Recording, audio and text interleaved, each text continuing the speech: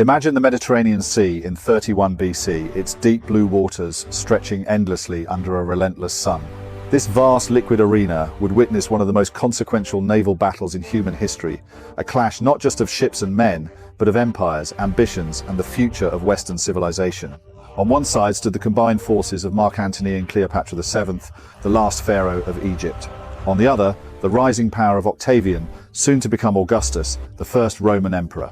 For hours on September 2, victory seemed within Cleopatra's grasp. Her navy, massive, innovative, and backed by Egypt's ancient maritime genius, nearly shattered Rome's ambitions. How did this queen from the Nile construct one of the largest fleets the ancient world had ever seen? What engineering marvels, political maneuvers, and raw courage drove her strategy? And why, in the end, did a single afternoon on the waves seal the fate of the Hellenistic world? This is the full, gripping story of Cleopatra's navy, the Battle of Actium, and how one woman came breathtakingly close to changing the course of history forever. To understand Cleopatra's naval achievement, we must travel back through the rich maritime heritage of the Ptolemaic dynasty. When Alexander the Great's general Ptolemy I seized Egypt in 305 BC, he inherited a kingdom with millennia of riverine expertise on the Nile, but limited open sea tradition. The Ptolemies, however, transformed Egypt into a true thalassocracy, a sea power. Alexandria became the Mediterranean's premier port, its famous lighthouse, one of the seven wonders guiding ships from across the known world. Docks hummed with activity as vessels unloaded frankincense from Arabia, spices from India, and timber from Lebanon. The early Ptolemies poured immense resources into shipbuilding. Ptolemy II Philadelphus, ruling in the 3rd century BC, created the largest navy of the Hellenistic age, reportedly up to 336 warships. His engineers designed colossal polyremes, ships with 20, 30, and even 40 banks of oars. The legendary Tesseraconteres, a 4-0 banked monster, possibly over 120 meters long, was less a practical warship than a floating palace demonstrating royal power. These vessels featured multiple hulls, towering decks for catapults and marines, and reinforced bronze rams that could punch through enemy ships like a hammer through clay. Cleopatra VII, born in 69 BC, grew up immersed in this legacy. As a child in the royal palace, overlooking Alexandria's great harbor, she watched warships launch and foreign envoys arrive. She studied history, languages, and strategy. Fluent in 9 languages, including Egyptian, the first Ptolemy to speak the native tongue, she understood that sea power was Egypt's lifeline. Without control of the Mediterranean trade routes, the kingdom's wealth in grain, papyrus, and gold would evaporate.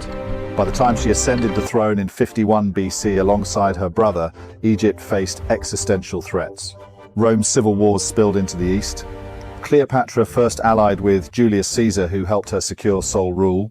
Their relationship produced a son, Caesarion, and gave her access to Roman military knowledge. After Caesar's assassination in 44 BC, she turned to Mark Antony, one of the most powerful men in Rome. Their alliance was both personal and strategic. Antony needed Egypt's wealth and navy. Cleopatra needed Roman protection against Octavian. Together, they dreamed of a new order, a Hellenistic Roman Empire centered in the east, with Alexandria as its beating heart. Cleopatra committed Egypt's full resources. She wasn't merely providing money, she was building a navy capable of challenging Rome itself. Egyptian shipyards in Alexandria, along the Nile Delta, and at key ports like Pelusium worked around the clock. Timber arrived via trade networks from the forests of Lebanon and Cilicia. Phoenician shipwrights, renowned for their craftsmanship, were hired alongside Greek engineers. The result was a fleet mixing traditional Ptolemaic heavy warships with practical innovations suited for the coming conflict. Central to Cleopatra's navy were Queen Kareem's massive galleys with 5 banks of oars, carrying up to 300 rowers and 120 to 150 marines. These ships stood tall in the water, with reinforced prows fitted with heavy bronze rams, multi-level decks for archers and catapults, and even small siege towers. They were slower and less maneuverable than lighter vessels, but devastating in close combat, where boarding actions decided battles. Cleopatra's fleet also included faster triremes and quadriremes for scouting and flanking, plus transport ships laden with grain to sustain long campaigns. Estimates suggest she contributed between 60 and 200 vessels, many of the highest quality in the Eastern Mediterranean. Her crews were diverse and loyal. Egyptian rowers motivated by national pride and pay, Greek mercenaries experienced in naval warfare, and Phoenician sailors bringing centuries of seafaring expertise. Cleopatra presented herself as the living embodiment of Isis, the protective goddess. This divine aura boosted morale. Sailors believed they fought for a goddess queen defending her sacred realm. Purple sails, the color of royalty, adorned many ships, especially her flagship, a magnificent vessel that served as both command center and symbol of power. By 33 to 32 BC, the alliance had assembled a formidable force. Antony's land army drew legions and auxiliaries from across the east. Cleopatra supplied the treasury, estimated in the tens of thousands of talents of silver and gold, and her navy. They wintered in luxurious but strategically positioned bases, moving eventually to the Gulf of Ambracia near Actium in western Greece. This sheltered bay offered protection but also became a trap as Octavian's forces tightened the noose. On the opposing side, Octavian, Gaius Julius Caesar Octavianus, played a patient game. He controlled Rome's western provinces and had the brilliant admiral Marcus Vipsanius Agrippa. Agrippa had revolutionized Roman naval power. He built lighter, faster Liburnian galleys, sleek biomes or triremes with 2 or 3 banks of oars, ideal for ramming, darting attacks, and hit-and-run tactics. His crews were highly trained, many veterans of earlier campaigns.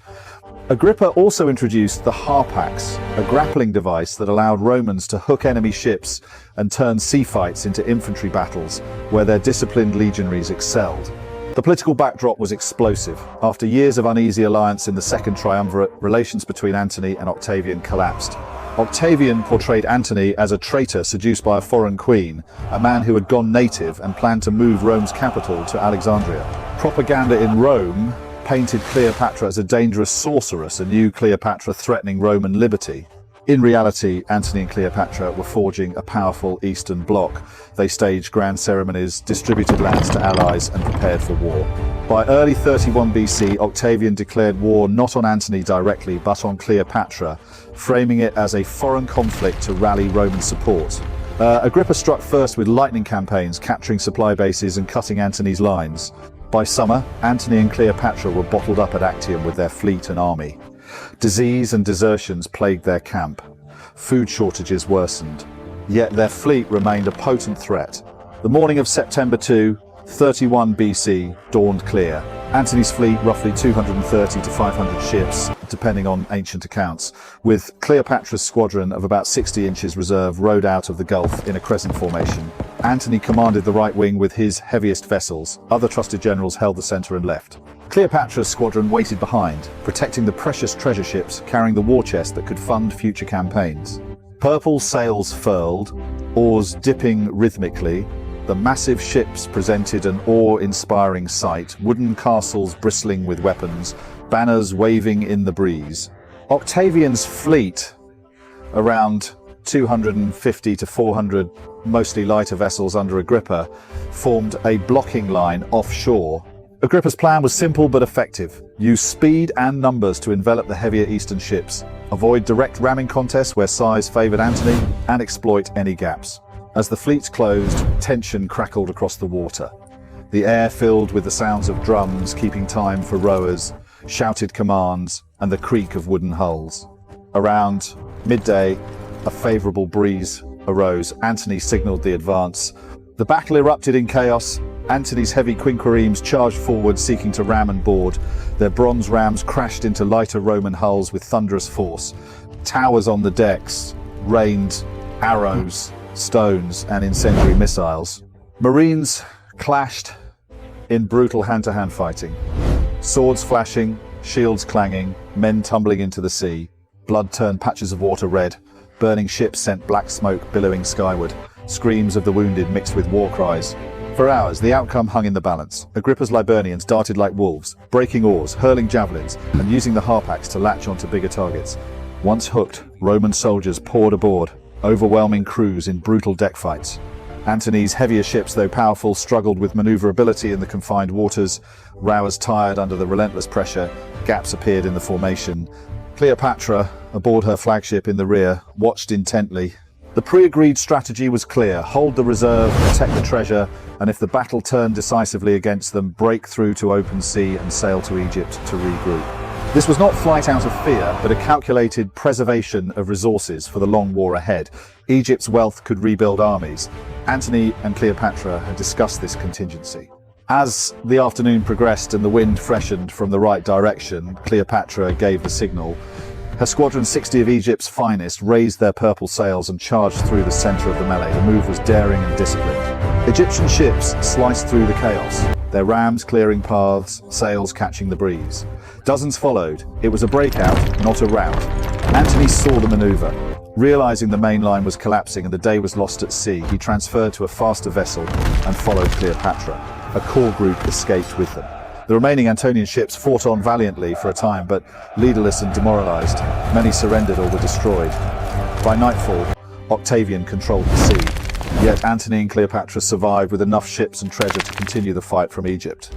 The Battle of Actium was not the instantaneous end often portrayed in later propaganda. It was a hard-fought engagement where superior tactics, training, and lighter vessels overcame raw size and numbers. Ancient sources like Plutarch and Cassius Dio, written decades later under Octavian's successors, emphasize Cleopatra's flight to paint her as the villain who caused Antony's downfall. Modern historians, examining the logistics and archaeology, see a more nuanced picture, a planned withdrawal that nearly succeeded in preserving their cause. In the months that followed, Antony and Cleopatra regrouped in Alexandria. They planned new alliances, even considering a desperate march through Africa or further naval efforts. But Octavian pursued relentlessly. Supplies dwindled. Morale cracked. In 30 BC, as Roman forces approached Alexandria, Antony fell on his sword. Cleopatra, refusing the humiliation of being paraded in a Roman triumph, chose death likely by poison, though the asp legend endures as powerful symbolism. With her passing, Egypt became a Roman province, the Ptolemaic line ended, Octavian, now Augustus, reshaped the Mediterranean into a Roman lake. Yet Cleopatra's navy had left its mark. For one dramatic afternoon, her vision of an Eastern empire nearly triumphed. Her ships represented the pinnacle of Hellenistic engineering. Massive, ornate, innovative, archaeological evidence supports this grandeur.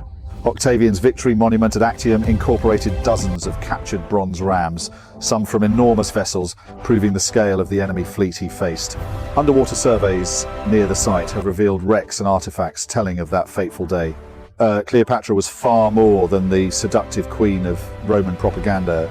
She was a shrewd politician, a patron of learning, a mother fighting for her children's future, and a naval strategist who mobilized an ancient kingdom's resources against the world's rising superpower. Her fleet embodied Egypt's enduring maritime soul, from the Nile's papyrus boats to the great polyremes of her ancestors. What if she had won at Actium? Perhaps the capital of the empire would have shifted east. Greek and Egyptian culture might have blended more deeply with Roman power. The course of Christianity, law, and language could have diverged. We can only speculate, but the possibility highlights how one battle, one navy, and one extraordinary queen stood at history's crossroads. Today, as we study shipwrecks, ancient texts, and the ruins of Actium, Cleopatra's story reminds us of the power of vision, preparation, and resilience. She built not just ships, but a legacy that still fascinates us more than 2,000 years later. Her purple sails may have vanished beneath the waves, but her ambition sails on in our imagination. Thanks for joining this deep dive into one of antiquity's greatest naval epics. If Cleopatra's navy and the Battle of Actium captured your imagination, like, subscribe, and comment below. Could she have defeated Rome with a different strategy? What other ancient naval battles should we explore? Hit the bell for more stories from the past that still shape our world. Stay curious, and I'll see you in the next chapter of history.